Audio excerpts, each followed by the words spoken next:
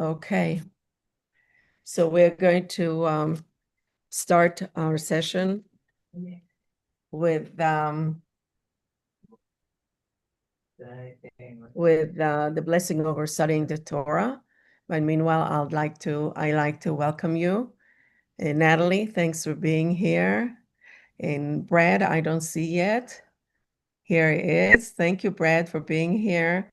And Howard and Cindy, thank you.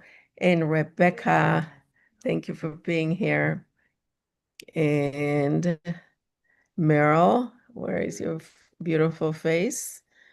I don't see, but I do see Barbara and Mara. With the help you need whenever you need it. That good enough for you, Barbara? You bet. Yeah, I'm getting my steps in all. Is your hobby going to Because it's powered by consumer cellular's reliable nationwide coverage with in one device. Marina? Basically, wherever I am. So I feel safe no matter where I go. This thing is so cute. My buddy has me. Steve, thank you. And I don't see Sandy's face yet. Okay. So welcome everyone. And today is going to be a wonderful, what I hope would be a wonderful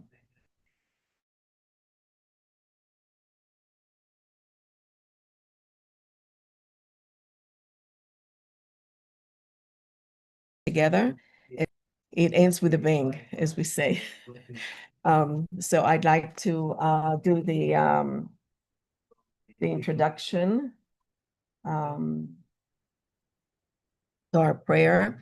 I think of God as a continually flowing fountain, of blessings and holy teachings. As a person with a free will, I can choose to align myself with God's wisdom or try to hide from the profound teachings that could guide me daily.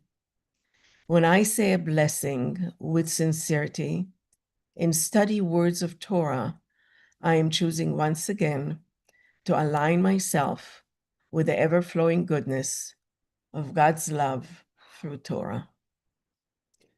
So let's say together, Baruch Ata Adonai, Eloheinu melech haolam, asher kideshanu b'mitzvotav v'tzivanu la'asok b'divrei Torah.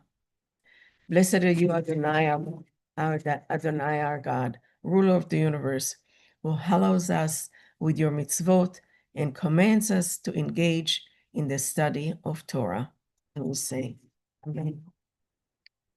So I'd like to dedicate this Torah teaching to Daniel Akiva ben Miriam Betzalel, Miriam Esther bat Yirmiyahu ושושנה, עומר בן דן זאב ואביבה, and בצלאל בן שושנה וחנן. Does anybody else have somebody that is sick and we would like to elevate their healing with the blessing of studying our Torah together? I think all the hostages are going to need healing. Indeed, each and every one of them. And of course, at the end of class, or maybe, you know what? You're correct. Maybe we should do it in the beginning of class, the prayer for the hostages. And this way, it will be, I change it a little bit, but this is a Mishaberach. May the one who blesses our ancestors, Abraham, Isaac, and Jacob, Sarah, Rebecca, Rachel, and Leah, bless and preserve and protect the captives of the missing among the citizens of Israel and Israel Defense Forces. May God rescue them from captivity and speedily restore them in good health of body, mind, and peace. May the Holy One show them mercy, increase their strength, ease their suffering, and bring healing to their bodies and spirit. May God return them swiftly to their homes and to their light of life. May those who have perished be returned for burial in peace, and their memory always be a source of strength, resolve, and blessing. And let us all say, Amen. Thank you. Okay, so I'd like to share with you, as always, the overall look of the Parsha, in case someone did not have the opportunity to review it. So the overall look of the Parsha. Parashat Zot HaBracha, meaning this is the blessing, begins with Moses' blessing of and his farewell to the people of Israel. He blesses each of the 12 tribes, noting that the Torah is the heritage of the congregation of Jacob. That's what the Torah is, our heritage. He concludes with the pronouncements, O happy Israel, who is like you, a people delivered by Adonai, your protecting shield, your sword triumphant.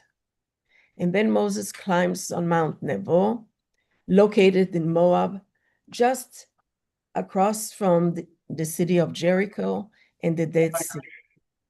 From those peaks, he sees the land of Israel.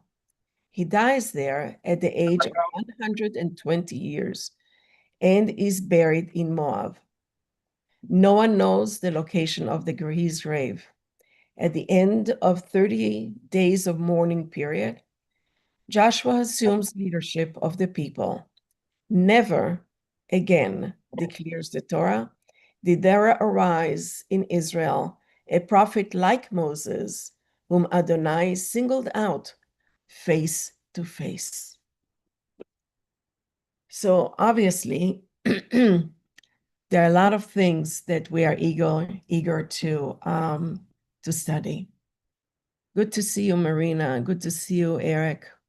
Great, thank you. I like to see your face. I like to teach Torah face to face. All right. So we're encountering Moses, who, according to so many interpreters, whether they are Jewish or not, was a very special person, very special personality. And it's interesting to think of Moses as he in the very beginning. Who would like to read, please? Chapter 33, page 1202, in the Etz Chaim, or chapter 33, verse 1. Who would like to read it, please? Hi, Harvey. Good to see you. You want me to read? Yes, please. This is the blessing with which Moses, the man of God, bade the Israelites farewell before he died. Great, that's it.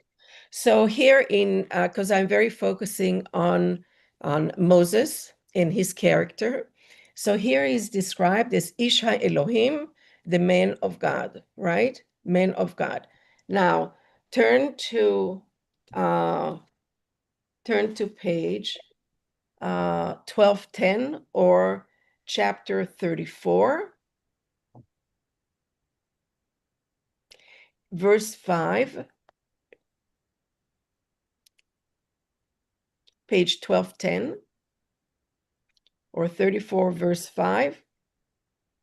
And Moses is described there. Who would like to read verse 5, please, again? Harvey, would you like to read it? As soon as I can find it.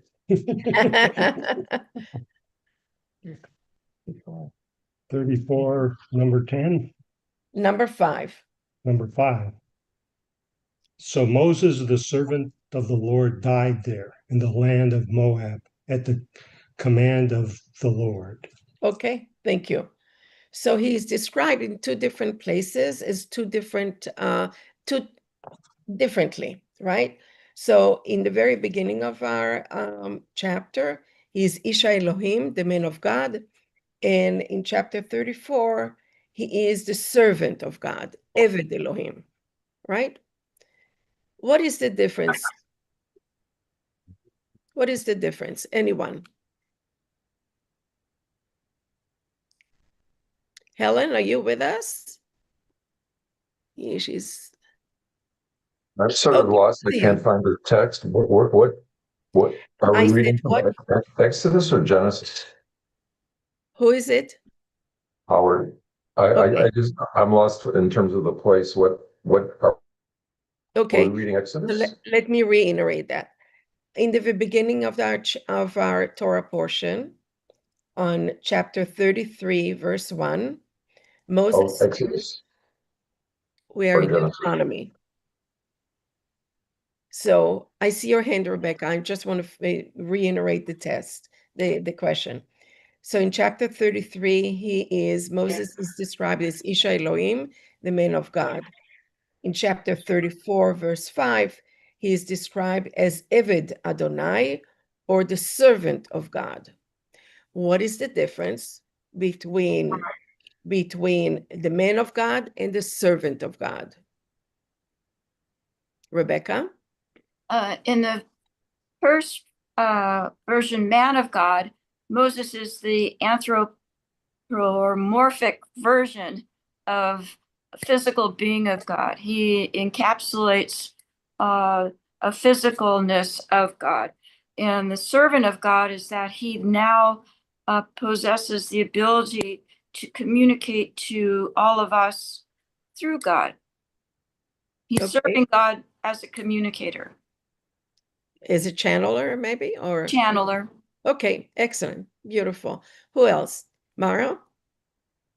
Well, I'd like to suggest that there is no difference. Okay. That to be a quote unquote man of God is to be a servant of God. So why is it described differently? Why is it not consistent one way or another in both places? Perhaps because we communicate differently to different audiences. And different people see us in different light? Is that what you mean? Yes. Yes. I mean, if I can use synonyms, and one may resonate with someone, but the other may not because of life experience. Okay. Beautiful. I like that. Eric? And then Howard? Okay. I think there was two tasks for Moses. He was with God in his utterances, but the other one was a trustee of God for God, because when we're a trustee of something person, like I was with my father, I was a caretaker. If you're a person with God, it's not specific, but when you're a trustee, it's specific duties to that person or to that family. Like I am the caregiver for animals, so I'm responsible for that animal. Great. I am, huh? Great. You know what? I It like was that. like a trusteeship. I have to, excuse me, I'm an elderly orphan, and I unfortunately don't have a family. I'm the last of my family, immediate family, but I found my trusted cousins to take care of me as my life journey has come to a critical thing where I do not have a family to take care of me. So I had to appoint the family, the cousins, to take care of me because when you're an elder orphan like me, or solo age, you have to find somebody to take care of you. Beautiful. Beautiful. Well said. Thank you, Eric. Howard? I think some of this might have to do with just translation issues. From what I've read in several places, saying your servant is what really didn't mean exactly the way somebody would say, well, I'm your servant. What it means is it was a kind of a flowery way to talk in those days. And it's found in all kinds of archaeological documents. Your servant is asking you for this and that. It just means me. I am your servant. It doesn't mean I'm your servant. It means, I'm genuflecting to you and giving you Okay. credit. You're correct. In Hebrew, servant of God literally means Eved. Eved means he is a like Yours truly, really. like somebody who is the Jews in Egypt were slaves. So Eved Adonai, meaning the slave of God. And we know really well that he was not slave because Moses had opinions, he stood up for Israel and so on. So he did not do everything God commanded, but he did most of the stuff, whatever God commanded, except when it came to Israel. He stood up for them. So a slave is somebody who does everything without questioning from his master, right? In our case, even though it's called slave, that's why they interpreted in more softer way of saying that he's the servant. If you're a servant, you have a voice, right? You can question your master, but otherwise, so the servant of God is somebody who is not the slave, but somebody who can question the master. And on the in chapter 34, again it says Eved Adonai, the slave of God rather than the master of God. So in master, so there is a question if Moses is Isha Elohim, is the man of God, what makes us, each and every one of us, you know that I like to personalize these issues. So what makes Moses the man of God? What does it take for me, for you, to be a man or the woman of God? Does it have to be a certain character? Does it have to be a certain background, certain education? What does it need to be? What do I need to do if I want to be the servant of God or the woman of God? What do I need to do? What do I need to be? Anyone? Helen? Disconnect your, correct. Do your mic. We don't hear you yet, Helen. Unmute yourself.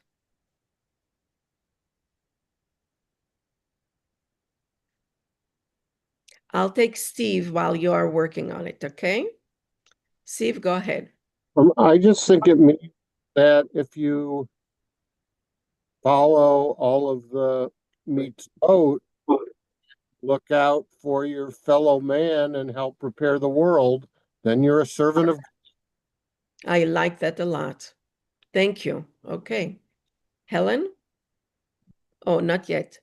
Okay. All right. Anyone else? What does it take? So Steve said it's the mitzvot. It's improving the world around us and being ethical. Did you say being ethical also? Well, I think it was implicit in the other things I said. Okay. All right. Yeah, I think you have to, if you're following the mitzvot, I think by definition you're ethical.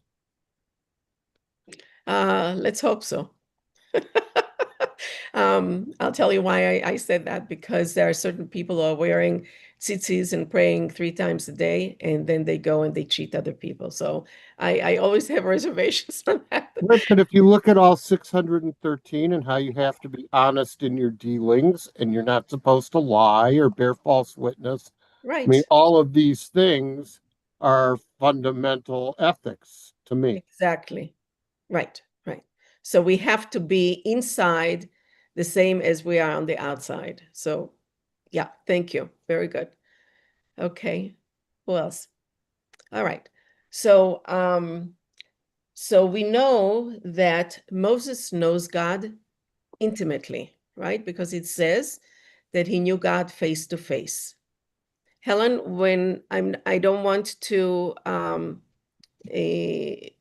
give you an opportunity to talk. So when you succeed in unmuting yourself, that would be great, because I know you are connected through the phone. Okay, sorry about this disruption. All right, so we know that God knew God face to face, and Moses is considered as our teacher, Moshe Rabbeinu, and also, of course, the 5 books of Moses, as the Torah is known as the 5 books of Moses, even though he's only in 4 of them, but it's still known as the 5 books of Moses. And he is really the central figure, not only in Jewish history, but I will say in the world of religion, in many religions, right? So what it takes to be as a great person, an inspiration, and a model to emulate, I would say, all of what Steve has said.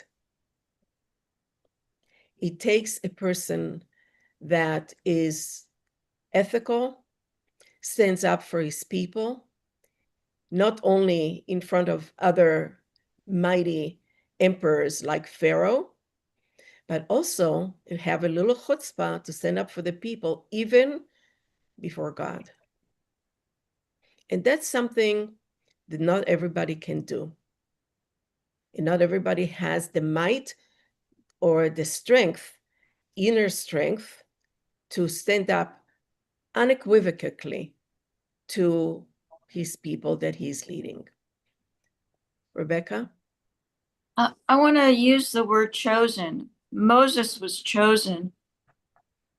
And I don't know how that then relates to all of us being chosen, in that we are responsible also, just as Moses was. I don't know quite how to express what I'm thinking, except to throw out the word chosen. Right. So it's very interesting that many of us have a little bit of a challenge when we talk about chosenness, that God has chosen us as a people, right? And as a people, we, each and every one of us, is counted to a higher degree to do and to be ethical, right?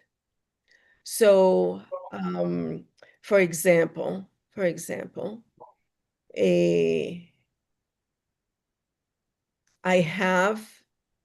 had to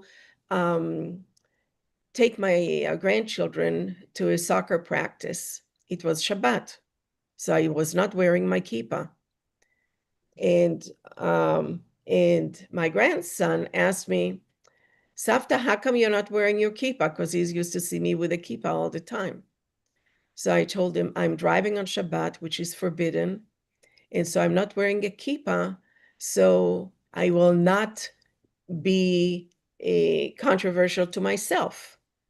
I'm being unethical right now, and I don't want to represent myself as a rabbi, as an unethical person. He said, he had to think about that. So it's being chosen is something that is very, very troubling to some people.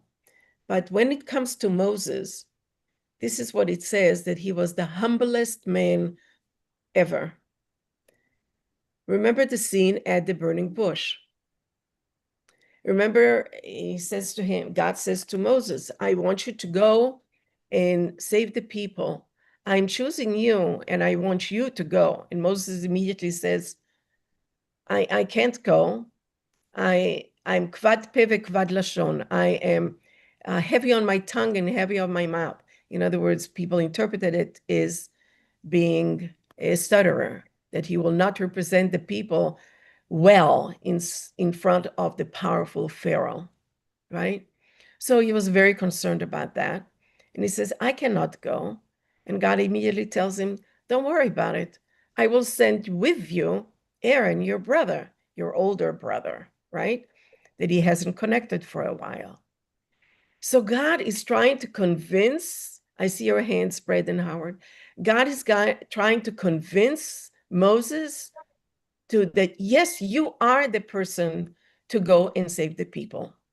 But Moses is a reluctant leader, right? He doesn't know. Are you kidding me? This is a huge task for anybody to do, right? But what did God see in Moses while he was a shepherd? That he would be the one chosen, that he will be the one who is qualified to lead the people out of Egypt and to stand up in front of Pharaoh. Could Aaron stand up in front of Pharaoh? So Brad, and then Howard, and then Mara or Harvey. Yeah. Rabbi, the note in a time for a man of God Yes. said that this is a prophet. And to me, a prophet is somebody with a disruptive message. And that seems to me something we should be called to do, to have a disruptive message when we look around us and see inequity, when we see poverty, when we see evil, that we should be a prophet in that sense, and like Moses in that sense. Reluctant prophet or action-filled prophet? Well, I think you can be both. You can be reluctant and at the same time take action. Okay, very good. Thank you. Howard?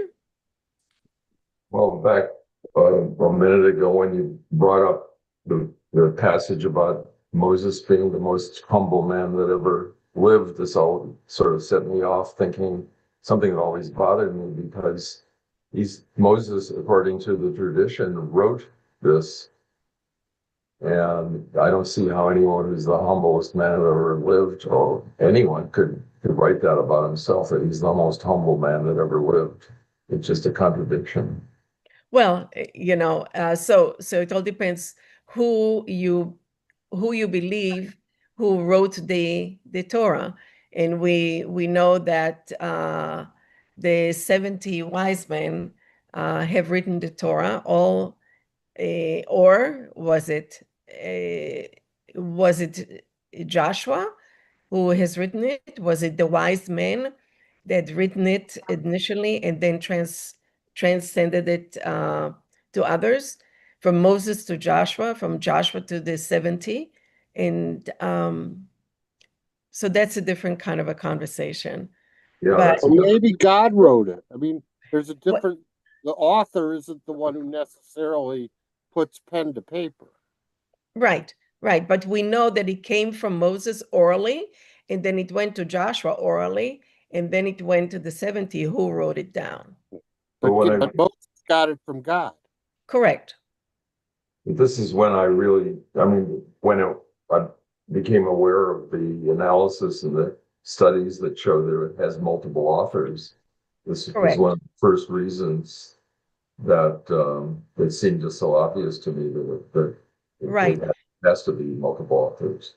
Multiple authors, but we know from the Mishnah that it says, that's the way the Mishnah Bet of the Ethics of Our Fathers begins, that says it came transported from God to Moses, from Moses to Joshua, from Joshua to the 70 elders. So, yeah. So Moses actually orally told the story, and Joshua was with him all the time. So Joshua was able to to continue the story and tell until it was written down. To me, when I hear, the authority of the Mishnah, I always think, well, I don't put much weight in it because it's the way they thought was, well, here's a problem. Moses said, how can Moses say he was the most humble? And then they have to come up with, well, it can't be so because he was Moses. So here's the explanation. But in my training in science, we always come up with the issue and then find the solution, not the explanation. Okay, they're both right. I don't believe it's one or the I other. wouldn't go that far. No, if you are coming from the science world, then I understand what your position is, but it takes more than the world of science for interpretations. The world of literature comes in also to balance a little bit the world of science, because in literature we can go more into symbols and assumptions, where in the world of science looks only for facts. Yeah, well, yeah, sure. I mean, I 100% agree with that.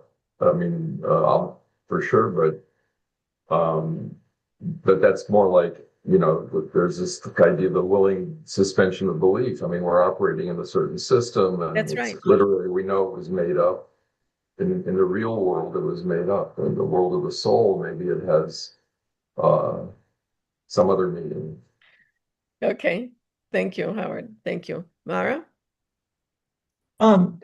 Two things, just to comment on this discussion with Howard, that the Hasidim would say you can never come to know God, you can never have faith through reason, and in fact, your reason can draw you away from God, draw you away from faith. So faith is, you cannot gain faith through investigative reason. Problem with that is everyone has their own faith, and the cargo cult islanders in the Pacific had faith that if they put out an effigy of an American airplane, that goods would appear. They believed that, but it didn't mean it was part of the real world. I mean, I believe there's one real world. There's not. Everybody can have their own world in their mind, but in terms of what you're actually has to do with fact, there's only one. And faith is just said, well, okay, we can't prove this by logic, but what we have faith that is true. I mean, a lot of people have some faith in some pretty awful things, or at least some things we agree with. Howard, this is a very interesting dialogue Doesn't and have anything to do with conversation, what we're talking about. but I'd like to go on. Please forgive me. Okay. So when we are in a discussion with who is Moses and what the elements of his greatness are, because I have five different at home, 5 different interpretations, artistic interpretations of Moses and his figure, and how those artists describe and feel Moses was.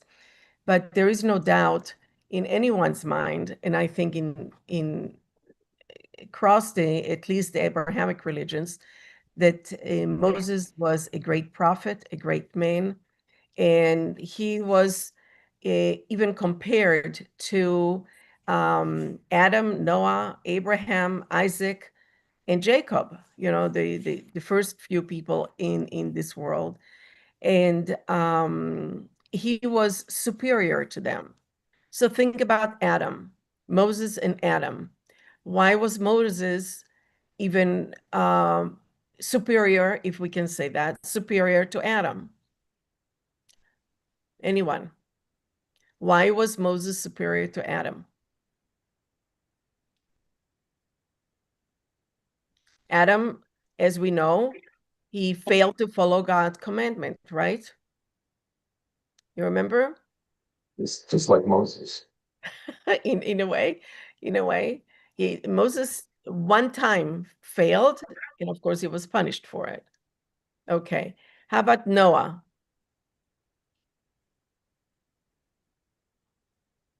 Why was Moses superior to Noah? Anyone?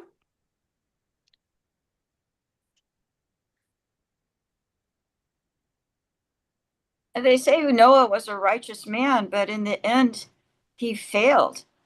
How? He gave into the stress of the situation and became drunk, right? Okay. Okay. All right. Thank you, Marina. Moses led people, and Noah, he carried out the task, but it was limited to his family and the animals. Excellent, right? So we know that Adam failed to listen, and Noah listened to God, but failed to save the people. He saved only himself and his family. What about Abraham? Why was, even though we are descendants of Abraham, why Abraham was not quite as great as Moses?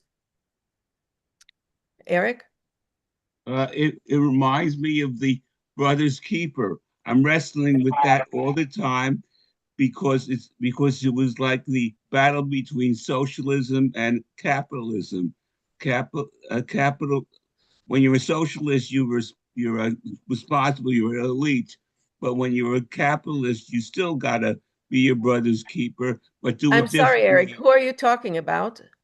I mean, the brother's keeper with Cain and Abel. That Cain and Abel was a like little like like like a difference between the elites taking care of you or your family taking care of you, or it was like a battle between the community and an individual.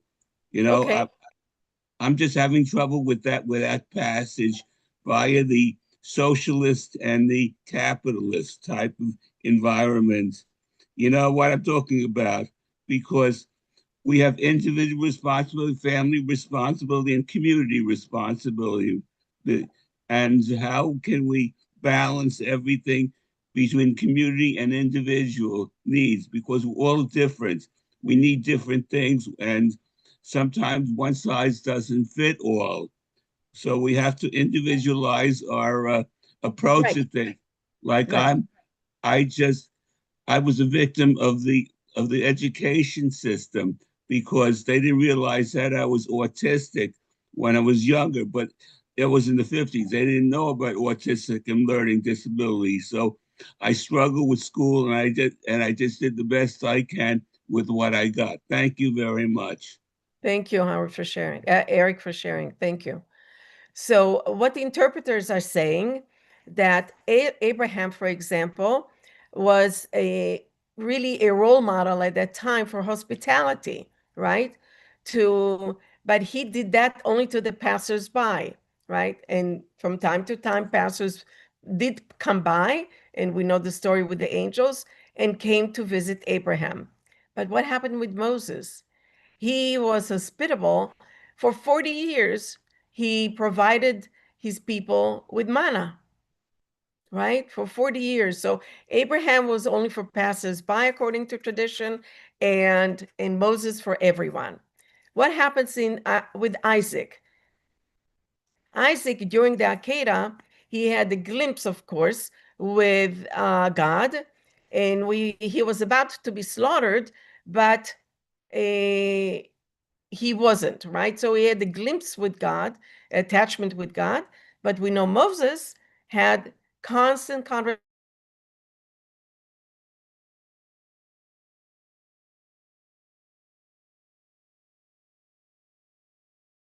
Jacob. Know that Jacob wrestles with the angel, so he comes in contact with godliness, right, with the image of God on earth. But Moses, they say, he was above and beyond all the angels in heaven.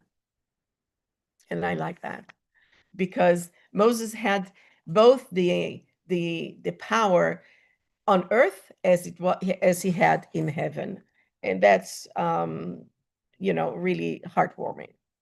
Okay.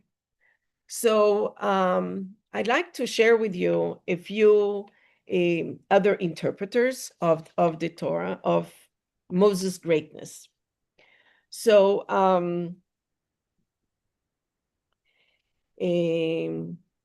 it says, rabbis compare that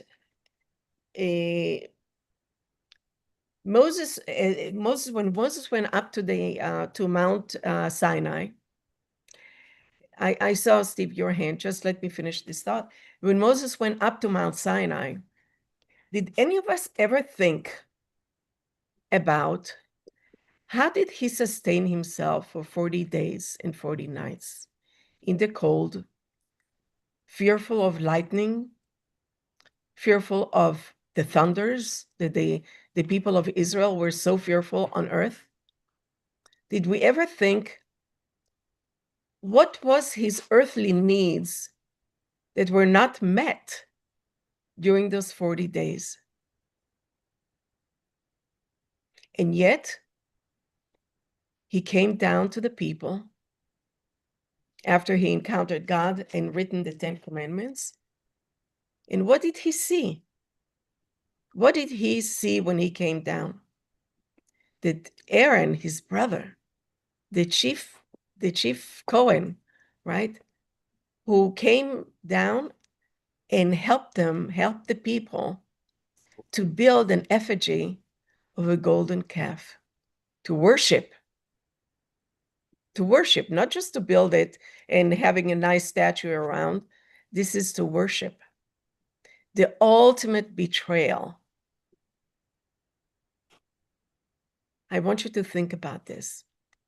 Have you ever thought of Moses as his earthly needs met for 40 years? And what happens when he comes down and he sees what they've done with the help of his brother? Steve? Actually, I just wanted to go back. You said something about manna for 40 years, and yet, after an early mention in the beginning when they leave Egypt, they need water. Moses has to strike the rock. They sacrifice and eat animals. So how do we know that it was manna through 40 years? And if it was manna, where did the animals come from all of a sudden that they're sacrificing and eating? When we skip ahead through their journey. Okay, so this is a good question. So first of all, the manna, as we know, was given on a daily basis, and the manna was given on Friday as a double portion, and this is of course why we have the 2 challahs today that we are serving every Friday. They did not have animals yet to sacrifice in the desert, because Moses, what did he do? He was able to take these slaves out of Egypt and form them slowly, very slowly, into a nationhood, right? People who were following commandments, people who were, in other words, following what they had to do when Moses told them what they have to do. And he formed them into a people from being individual slaves who are worrying about earthly things to thinking more collectively as a nation. Because when they are ready to enter Israel, and the tribe of Benjamin wants to stay on the other side of the river, Moses says to them, where are you in the collective of the people? Where are you in fighting to conquer the land? So he is moving them from individual slaves who are worrying about everything, all little details, and constantly complaining, to a people of caring about others around them and to the nation. So the manna was a gift from God on a daily basis. Right, but they build an altar and have sin Say it offerings. again? But they built an altar. They had all these offerings all throughout Leviticus. They're sacrificing and eating animals. This is for the future also. What will happen when you come to your land? Much of Leviticus, that's what's covered, because they didn't have they did not have a central place yet, other than the holy ark, where the 10 commandments were stationed. Right, but they were eating animals in theory. That's what all these offerings were. The offerings were as a sense of gratitude or a sense of peace, or making peace with God. Right, but then they ate the animals. Correct. Only after. Only some after. of the animals, and some of the animals and some of their parts, but that happened once they were in Israel. Okay, it's not presented that way. As I read it, it's presented that they were still doing all of this while in the desert. Okay. Okay. Thank you. Brad? I don't hear you. Unmute yourself. I want to come back to your question about what was happening during those 40 days when Moses was at Sinai. Okay. And what Moses was doing was he was waiting. And that's a paradigm for what happens for the next 40 years, because we're told that as they're wandering, there are long periods of time when the Jews are just waiting. They're waiting for the fire, they're waiting for the cloud.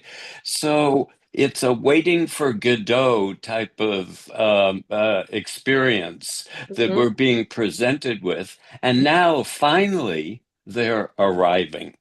They're no longer, they're at the point of getting there, whatever there is. So I think that's, I think this, there's an arc here, and we're going from waiting to finally getting to a place. Okay. Excellent. Beautiful. All right. So I want to go back to the question of what happens after Moses comes down from Sinai and he encounters the people of Israel worshiping a new God that was familiar to them. He does a real radical act. He takes the 10 commandments with the holy finger, that was written with the holy finger of God, as the Torah describes it, and shatters it, breaks it apart. Because why? Why was Moses so angry that he couldn't contain himself and he shattered the tablets that were written with the hand of God? Marina, and then Eric. I think the people were not ready to accept the Ten Commandments, and they deviated from the path, and so he shattered them so as not to give them to the people. They were not ready or were not deserving it. Okay, excellent. Thank you. Eric? this this was funny for me because I see the two versions of the Ten Commandments movie. One was with Mel Brooks, and one was DeMille. And DeMille made two versions of the Ten Commandments, the silent and the sound. And it reminds me of when Moses came down from the mountain, he was damn frustrated with the Jewish people. It's like the anti-Semitism of today. They're not ready to accept the Ten Commandments. So the anti-Semites were rejecting the Ten Commandments out of paganism. They had no maturity in the Arab community to accept the Ten Commandments and recognize the Jewish people as your older brother, because the older brother, the younger brother accepted was like not you know what I mean. The younger brother accepted the mantle, and the God blessed the Arabs too with plenty of land, and they did not recognize God's gift. Okay, thank you. Thank you, Steve.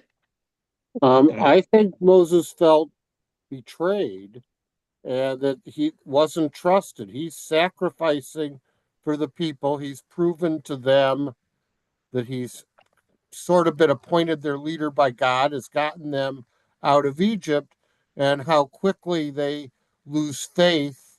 And just because he's up on the mountain, they don't have any trust that God will look out for Moses and send him back down.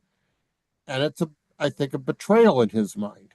Indeed. Very good. Thank you. So Moses feels that they do not deserve this covenantal relationship. It was too early, as also Marina mentioned, that it was too early for the people, those slaves who were not ready to be, I would say, confirmed into a relationship with God. Now, Moses brought an idea of monotheism, right? Of just one God. What were these slaves used to?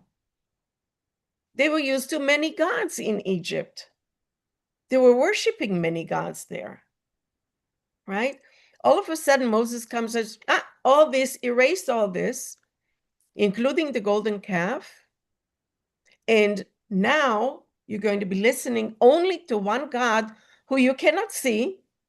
Sometimes you can hear him if it's a thunder or a lightning, but you cannot see him. That was an impossible task of monotheism for the people of Israel at that period, at that early stage. So therefore, Moses had to tell them that this is not okay, and we are not going to have you as part of the people. This is not going to be your, I would say, tradition, because you are not ready. So this what happened in the 40 years. He introduced God to the people in many different elements, many different ways, until people who saw the miracles in their eyes. These were all witnesses of the 10 plagues, of the crossing of the sea, of Mount Sinai, and yet they still had trouble believing to this covenantal relationship of one God in heaven that you cannot see. So Moses, oh my God, it's almost 10 o'clock. So Moses moved the people from the space of slaves to the space of one God to everyone. Now, what's very, very important that we need to remember also about Moses, I'd like to squeeze this in, that when Moses introduces God as the one and only God, he says that it's a question that we have trouble with when we say that, what about all the other prophets What about all the other gods that other nations have? Does that bring us as Jews, as the one God, to a superior kind of position when we disclaim that all the other gods are not real? Would that, and that includes in Christianity or Buddhism or any other religion, right? So what does that say about us saying that our God is the only God and this is the only person, that the only godliness that one should worship? What does it say about the other prophets of other nations? So when the Torah describes it, it says that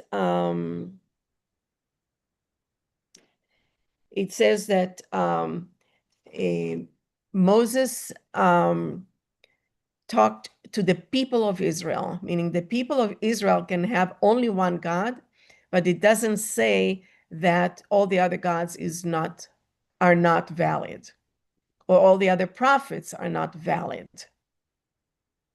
You understand? Because this is the God of Israel. Moses is the prophet of Israel, right? During the time of the encounter between Moses and the people of Israel. So Moses was the greatest prophet, and he set the path to other prophets around the world and for Israel itself. His ethical behavior, his communication with God, and never thinking of himself as great. His communication with the people, always standing up for them. And these are standards of prophecy that Moses set the path to.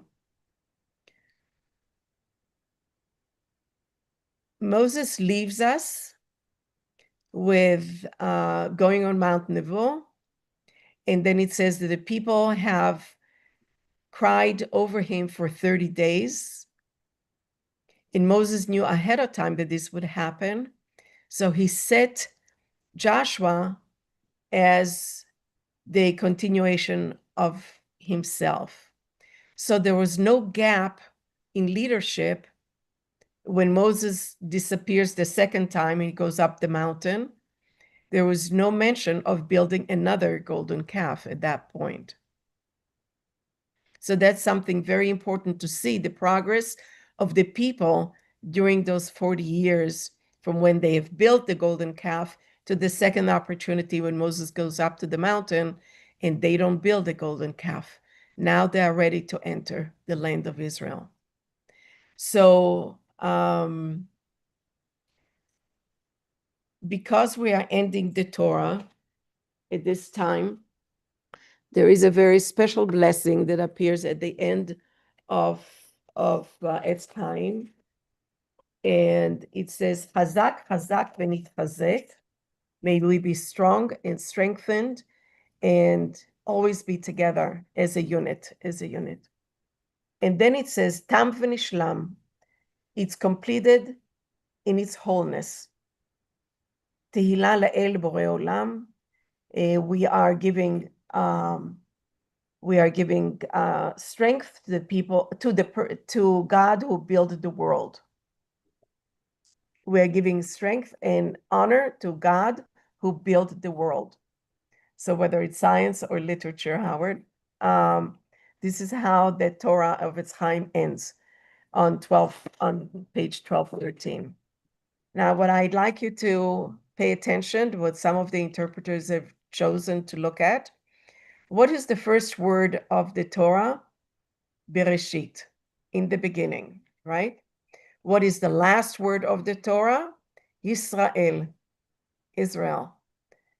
Put it together. What do you mean? What do you understand from it? In the beginning and in the end, it's Israel. So I want to leave you on a positive note here. So may we have the strength to always study Torah together, and may we always be able to see the positiveness and the openness of the Torah and what it's trying to teach us, each and every one of us. So for those of us, and with that we say, repeat after me, Chazak, Chazak, Chazak, Chazak, V'nitchazek. V'nitchazek. Amen. May we be strong and strengthened with the study of the Torah and the beautiful topics that each and every one of you brings up and challenges the class and myself. Thank you, thank you. And so may you have a beautiful continuation of Sukkot and the holiday of Simchat Torah, when we celebrating again the centeredness and the importance of the Torah in our life. And of course, may we be able to rejoice with it, not only today, but every day, forever and ever. And we say to that, Amen. Mhm.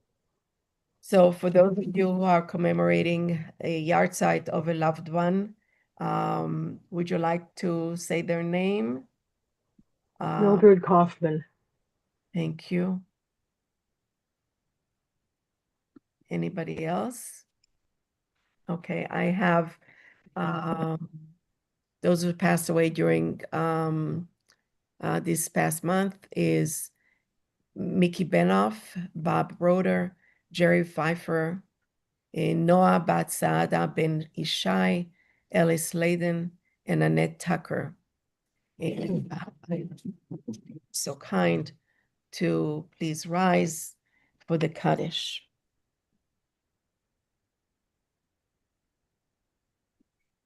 יתגדל ויתקדש מרבה, בעולמה דברה חירותי, ויאריך מלכותי, בחיי חום ויום אחד, ובחיי דכל בית ישראל, בעגלה ובזמן קריב, ואמרו אמן. יהי שמי רבה מבורך לעולם ולמי עולמיה.